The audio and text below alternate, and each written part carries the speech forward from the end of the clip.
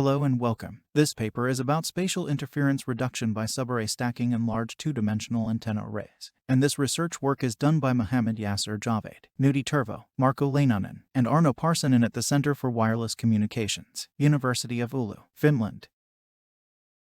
The millimeter wave systems pack tens or even hundreds of elements into a small form factor to compensate for link losses, to provide spatial filtering to reuse spectrums, and to reduce the interference between the beams of different users.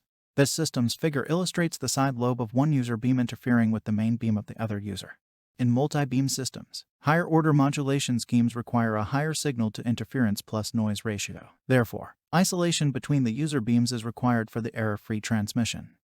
The basic idea behind this method is to spatially combine side lobes and nulls from different rows. As a result, the combined radiation pattern has lower side lobes and more power towards the main lobe.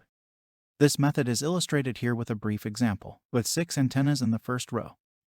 The second row requires 8 antennas to position a null in the direction of the first side lobe of the first row.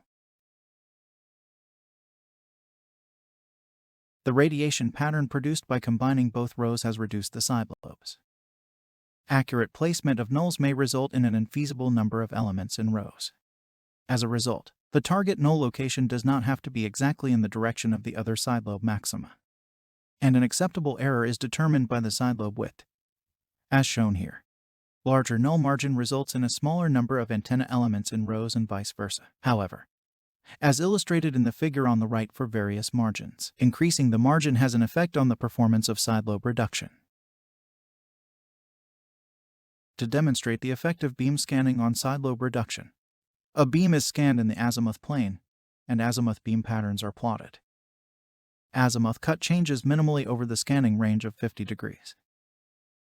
The proposed interference reduction technique was demonstrated by using a 64-element phased array operating at 28 GHz center frequency. Over-the-air measurement were carried out in an echoic chamber by using a 100 MHz wide CPO FDM waveform following the 3GPP5 GNR standards. The measurement results show that in the case of nulling a single direction, more than 10 dB of interference reduction was achieved with only 2 rows compared to the rectangular array. A method is proposed, which gives an alternative way of simplifying the interference reduction and achieving better beam separation in multi-user multi-beam systems. It also works with beam scanning, and this concept has been proven with small-scale experiments.